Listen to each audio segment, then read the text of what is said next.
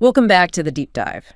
This is the place where we don't just scratch the surface. We give you the tailored, essential knowledge you need to master a complex subject, cut through the noise, and really turn information into application. And today, we're doing something deeply personal. It really is. This deep dive is customized specifically for you, the listener, and it all revolves around the ANTARBHAYA Bandhan report. If you've gone through the pre-marriage preparation test Swayam Yog, you'll have this 13-page assessment. And let me tell you, it is so much more than just a personality test. It's more like a blueprint, isn't it? A personalized blueprint of your operational style in life and, critically, in a partnership. That's the perfect word for it. Okay, so let's unpack this. Our job today is to be your expert guides. We're going to help you navigate this pretty complex document page by page. We're really going to distill the essence, not just the definitions, but the profound takeaways from every single chart, every graph, every descriptor. The goal is simple: to help you understand your unique inner and outer self.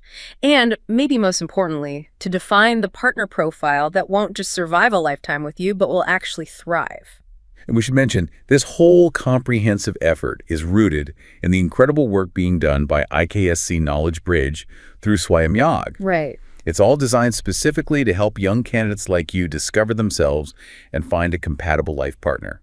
The assessments themselves are skillfully guided by Dr. Atul B. Patil at IKSC Knowledge Bridge. And the entire report is built on this one really powerful promise. I love this phrase: discover the power of who you are inside and out. It's a great frame. It suggests this is about more than just, checking some boxes. Exactly. It's about bridging that gap. The gap between your deepest inner values, the things you hold sacred, and the way you actually express those values out in the world through your actions and your communication. It's about giving you clarity, confidence, and a real sense of direction to live and love more consciously. Right. And its utility is broad. I mean, we're focusing on pre-marriage preparation today, but these insights, they're invaluable for anyone. Oh, absolutely. For students choosing careers that align with their core motivations, or, for professionals seeking growth that really respects their natural style, it is fundamentally a tool for self-discovery that has to come before a successful partnership. Okay, so let's jump straight into the architecture of the report. We'll start on page 3, which defines the whole concept of ANTARBHAYA. This is where the whole structure gets its name. It's based on this interplay of two worlds. That duality. That duality is everything. The report is built on integrating two ancient foundational concepts. First, you have Antar. And Antar in Sanskrit, that's the inner world, right? Exactly. This is the realm of your deeply rooted values, your core beliefs, and the fundamental drivers that, that truly dictate your life choices, often unconsciously. Okay. And how is that inner self, that Antar, actually captured in this assessment? What's the mechanism? It's captured by what they call the 7 workplace drivers, or 7WPD1. Okay, we'll get to the workplace part of that name in a bit. We will. But for now, just understand them as your core motivation system. It's your why. And then we have the other half of the coin, Bahya, the outer world. Right. Bahya represents everything external, everything observable. This is your behavior, your communication style, your reaction speed. It's how you naturally interact with people and the world around you. But this is the how. That's it. Yeah. The why and the how. And the model used to capture that external expression, the Bahya, is it's the internationally recognized DISC behavioral model. Right. So the report's entire value, its genius really, lies in showing you, the listener, the seamless integration of your inner why, the 7WPD, and your outer how, the DISC model. And that integration is what gives us these ANTARBHAYA archetypes. Precisely. The report distills all this complex data into 4 primary behavioral blends. And this is the shorthand you, the listener, really need to master, because the rest of your report and your future conversations with your partner will use these 4 archetypes. Okay, let's break them down then. Looking at the components, the balance between the inner drivers and the outer style. First up, the authority pioneer, AP.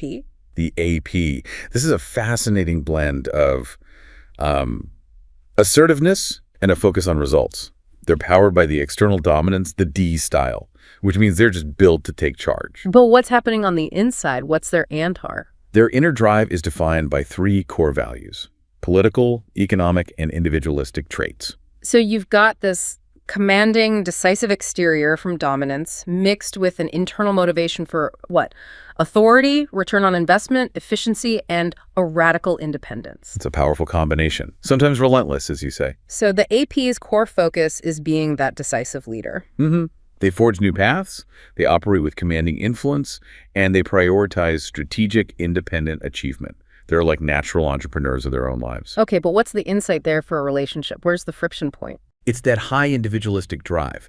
They value autonomy so immensely that it can create real tension in a marriage if it's not consciously balanced with the needs of the partnership. So they need to learn when to lead versus when to collaborate. Exactly. When to lead, when to follow, when to just work together. That's their growth area. Okay. Next up is the compassionate visionary, CV. This sounds like the relationship builder, but with a twist. That's a good way to put it. The CV is driven by the outer influence style, the I. So they're enthusiastic, persuasive, motivating. And their inner world, their ANTAR. It's very rich. It's full of altruistic aesthetic and individualistic traits. So they are kind-hearted, imaginative, and also highly autonomous in their thinking. They want originality and freedom. So their core focus is being an inspiring change maker. They're blending that emotional empathy, the altruistic part, with a sense of elegance and originality. Yes, and they connect deeply with people, often driving causes that are bigger than themselves. And the potential friction point for the CV? It's that blend of high altruism and high individualism. I mean, they want to help everyone. But they want to do it their way. Exactly, on their own terms. So for a partner, this means you have to support their unique vision while also helping them set boundaries so they don't burn out helping others at the expense of the relationship itself. That makes sense. Okay, moving on to the third archetype. The Custodian of Graceful Systems, CGS. The title itself suggests this fascinating tension.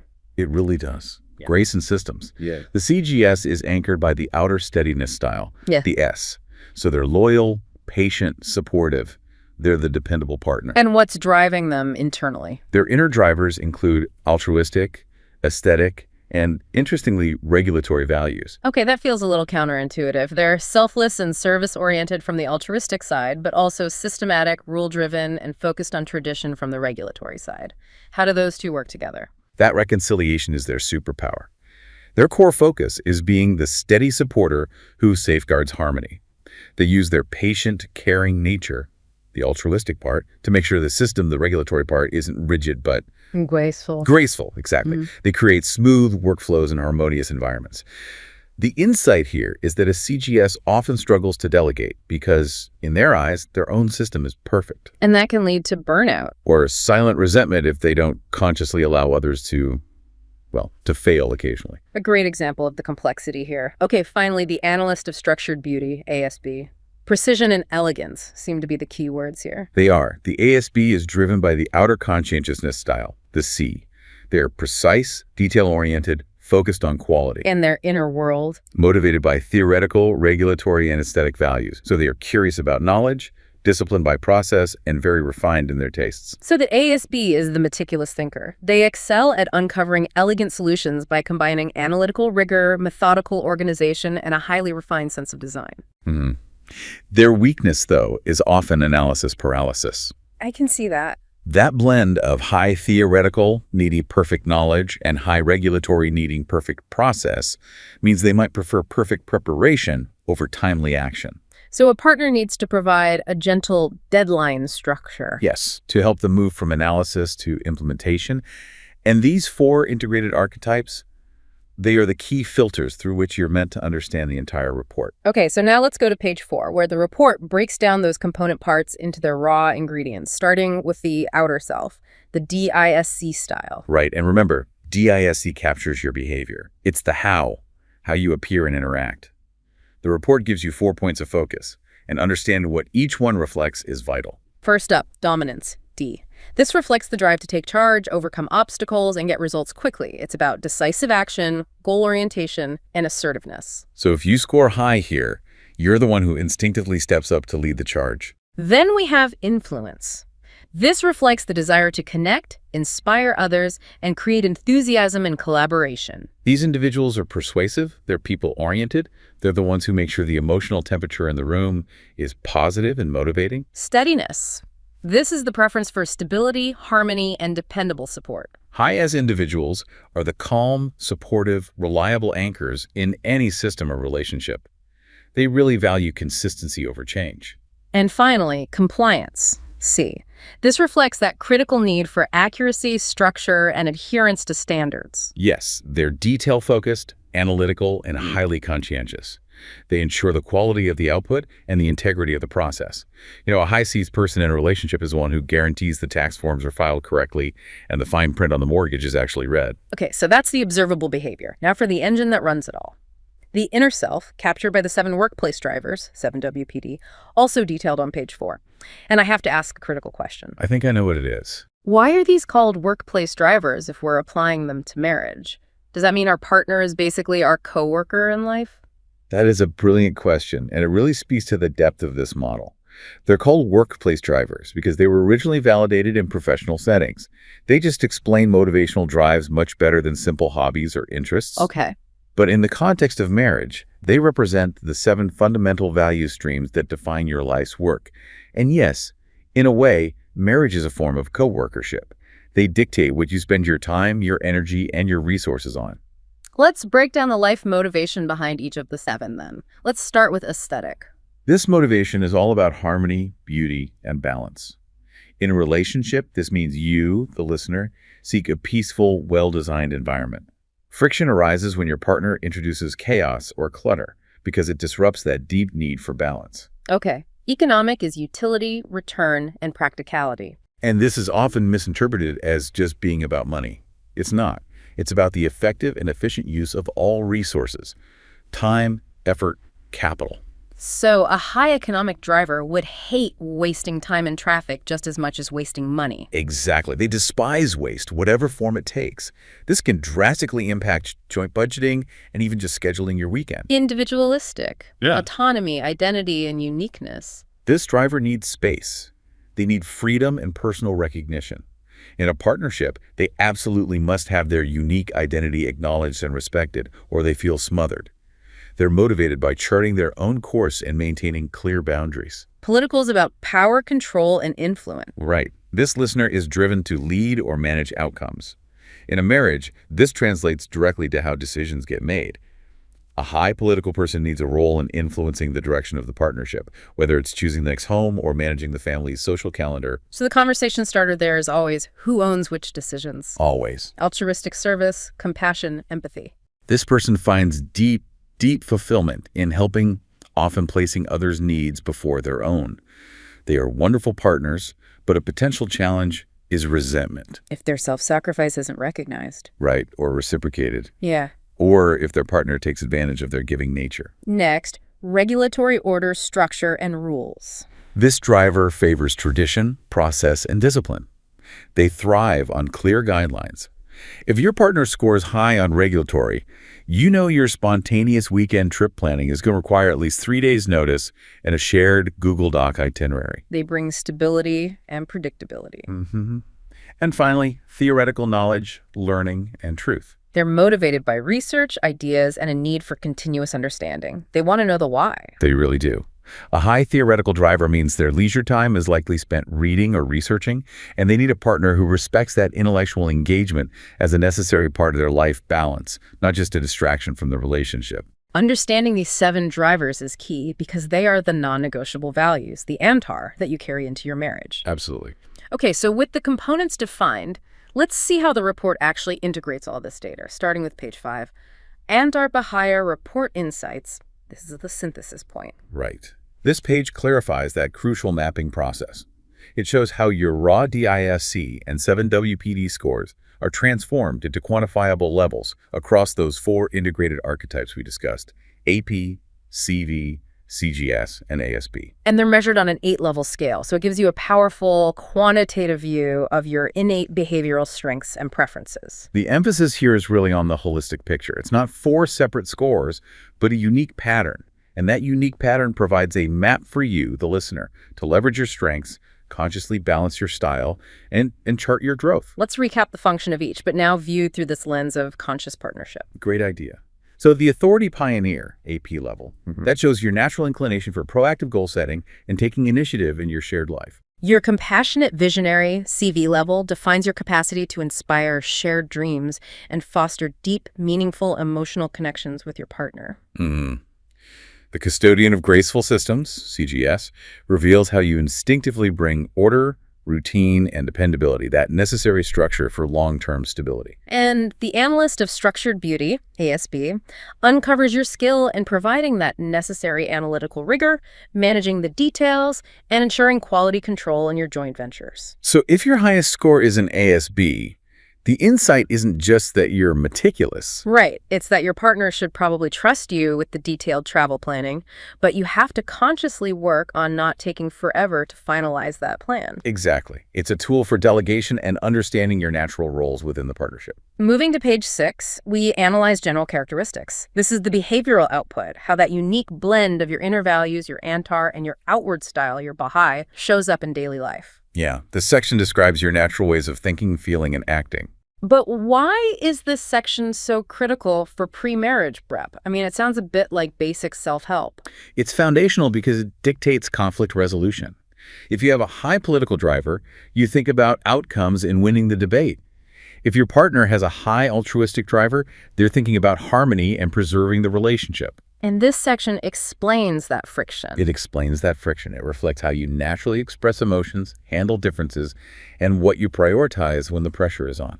The report explicitly states this is about building awareness, not about judgment. Absolutely. The goal is to move beyond this idea that there's a right way to process emotions. If you are naturally a high CGS, your response to conflict might be to retreat and organize your thoughts perfectly before you respond. And a partner with a high CV style might see that retreat as coldness or avoidance. Right. But the awareness from this page allows you to communicate, look, I need 30 minutes to process the data, then I can discuss it. That awareness is everything. Page 7 delves directly into mapping personality to partnership, covering 2 crucial practical dimensions of a shared life. Let's start with the life aspect. This parameter is so critical for setting long-term expectations. It shows your innate attitude toward major life themes: growth, financial security, lifestyle choices, and the balance between intensely personal goals versus collective, shared goals. So the relevance here is profound. If you, the listener, have a high individualistic drive, your life aspect will reflect that you value personal autonomy and dynamic growth. Which means you'll naturally seek and expect a partner who supports a dynamic, evolving life, one that might involve risk or frequent change. And if your partner needs extreme steadiness, this highlights a necessary conversation about lifestyle compromises. So before the rings are exchanged. You got it. The second parameter is family work sharing directions. This is the practical division of labor. And this is essential for a smooth partnership. It reflects your natural preference for handling domestic tasks, decision-making, and balancing personal versus family duties. So, does your natural style lean toward methodical organization, like a CGS or ASB? Or toward delegation and results, like an AP? Or toward emotional support and collaborative planning, like a CV? Understanding this insight, whether you naturally prefer to lead tasks, systematize them, or provide dependable support, it reduces those classic marital friction points about chores and responsibilities. It stops being about who does the dishes and starts being about how we agree to manage the structure of our shared home. The second half of page 7 moves into emotional alignment, beginning with pre-marriage compatibility. And what this does is it zooms in on core qualities, expectations, and necessary balance points.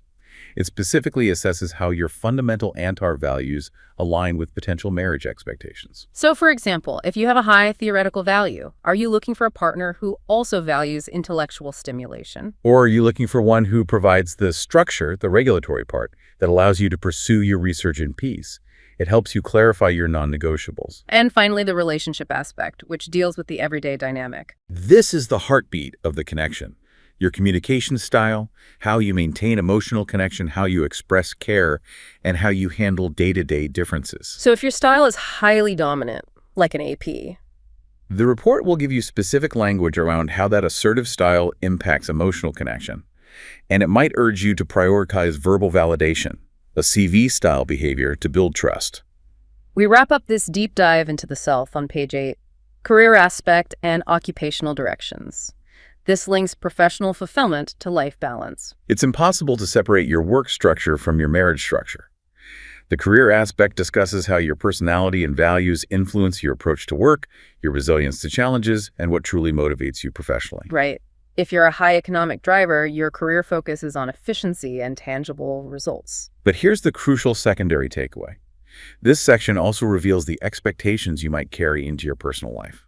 If you thrive on intense, high-stakes professional output like a high AP, you might inadvertently expect your home life to operate with that same efficiency. Which can be exhausting for a partner who prefers steadiness. Exactly. And the occupational directions identify aligned roles and industries, which matters immensely to a partner.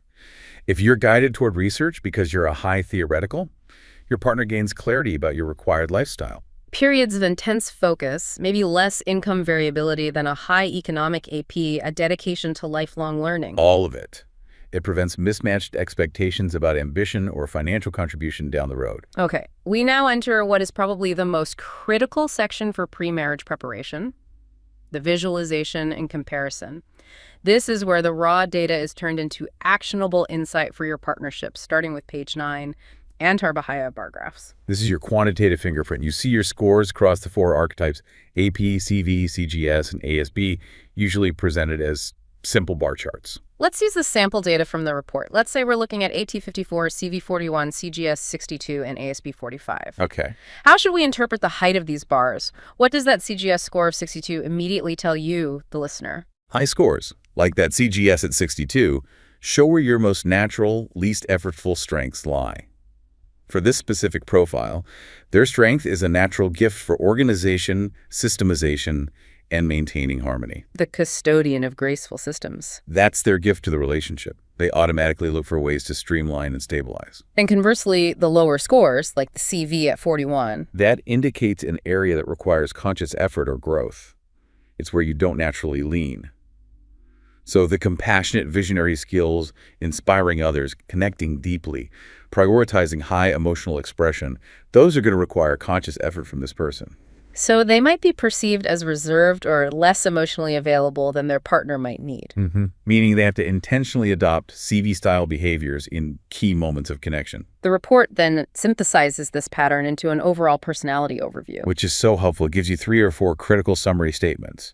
It helps you move from just 4 numbers to an integrated profile, highlighting your dominant style. It might call you, for example, the analytical custodian. And that summary description is invaluable because it gives you easy language to use with your partner. Absolutely. You can say, hey, I'm operating in full custodian mode right now, instead of having to list off your scores. Okay, next. Page 10 offers the visual that shows the interaction.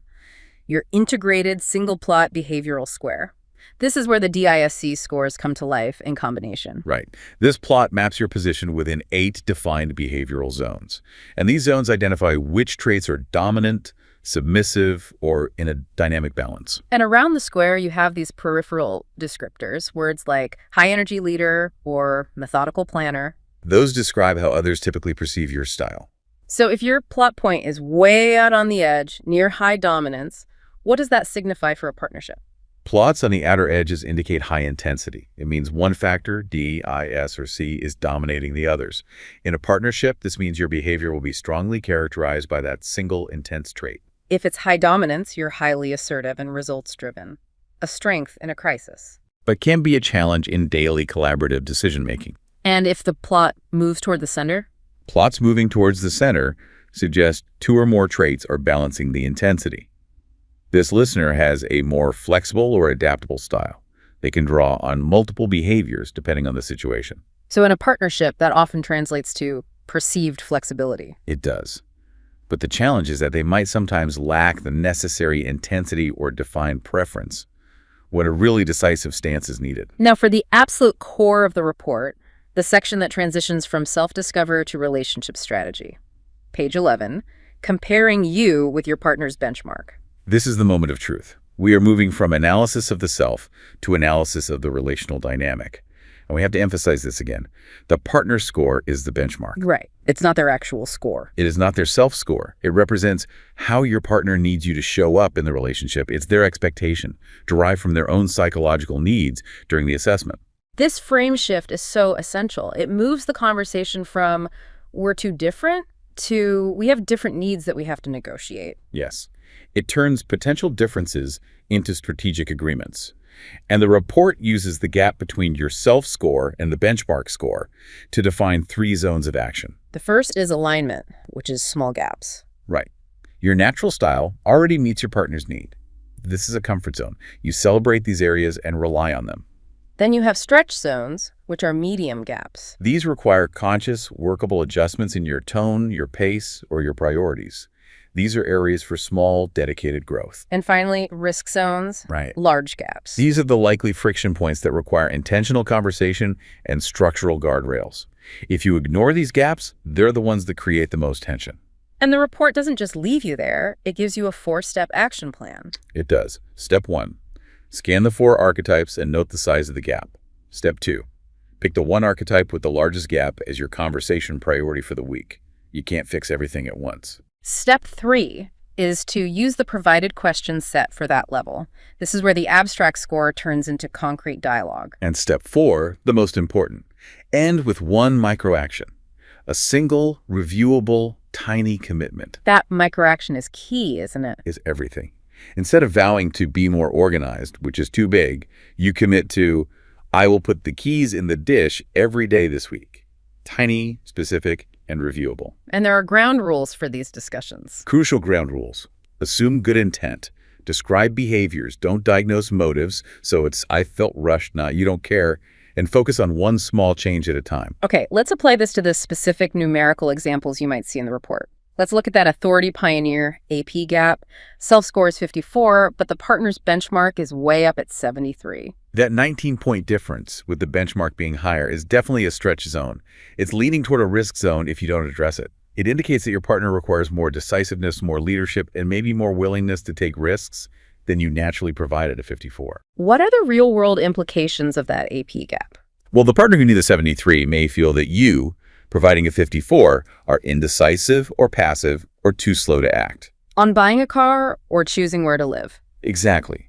And conversely, you, providing the 54, might feel stressed, rushed, or forced into decisions by your partner's high expectation. The conversation has to be about shared authority and risk tolerance. So using that 4-step plan, the microaction might be to set clear guardrails on where the 54 self can act independently versus where the 73 benchmark requires consultation. Perfect example. You agree that for decisions under, say, $500, the 54 self can act quickly, which satisfies the 73's need for momentum. But for anything critical, you enforce a mandatory 24-hour cooling-off period before a final decision. Which satisfies the 54's need for caution. That agreement is the value of this comparison. Now let's look at the second major gap, custodian of graceful systems, CGS. Here, the self-score is 62, but the partner benchmark is much lower at 45. You're naturally more organized than your partner needs you to be. This is a classic friction point where a strength becomes a liability. Your strength is order and systemization at 62.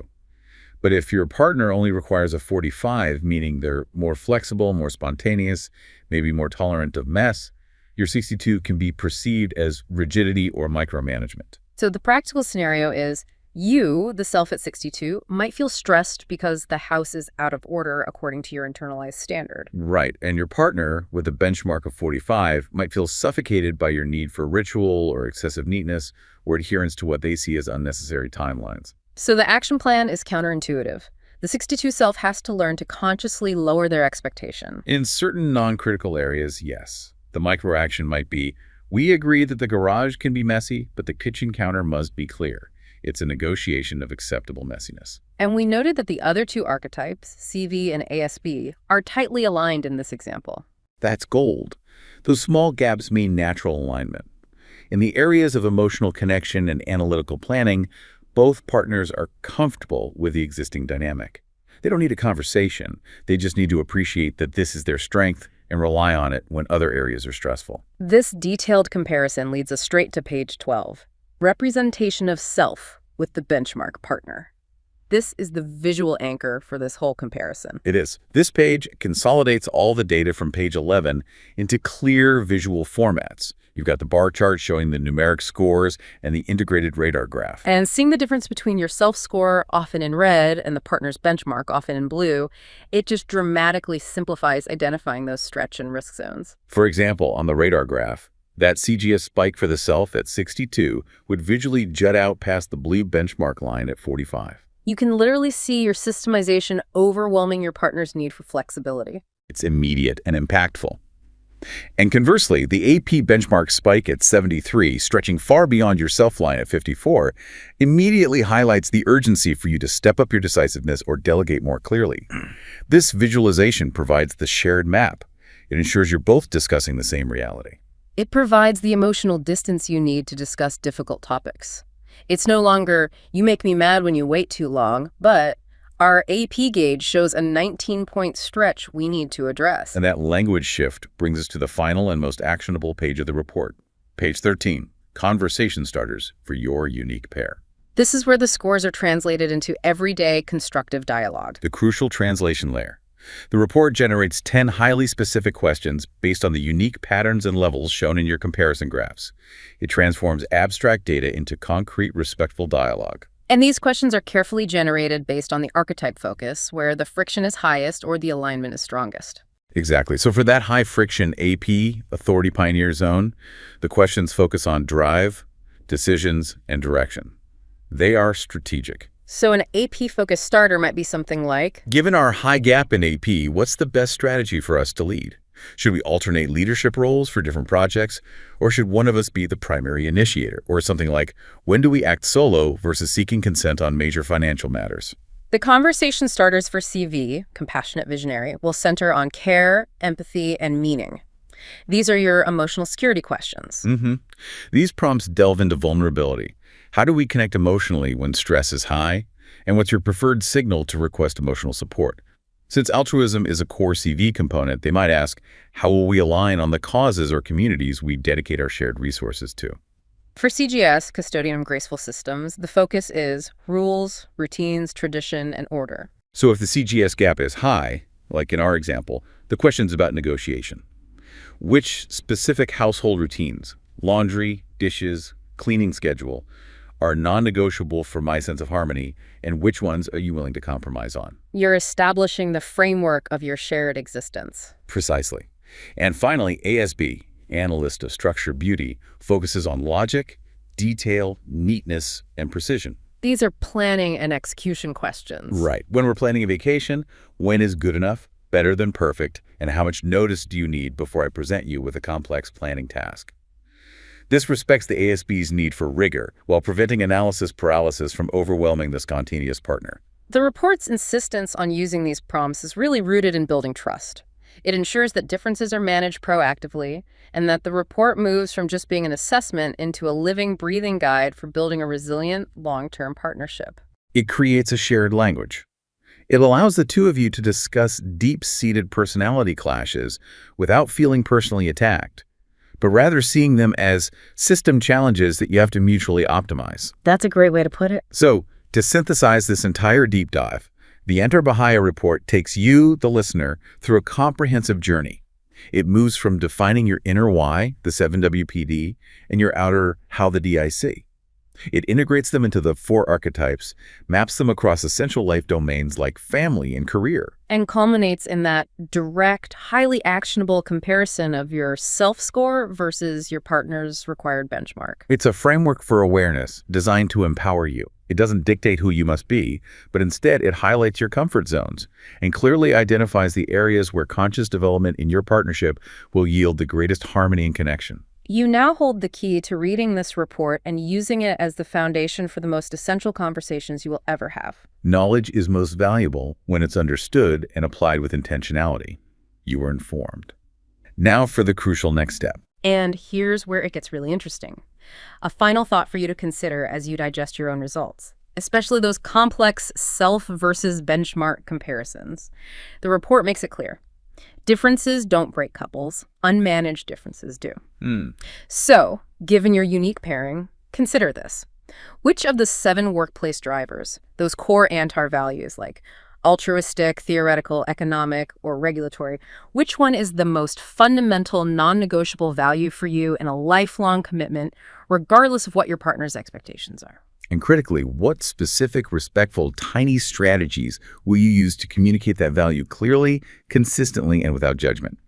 especially in those moments where your partner's required benchmark is low in that same area. Mhm. How do you ensure your core identity is seen and respected? That proactive, respectful communication is the true power unlocked by this report. You now hold the power to discover the power of who you are inside and out.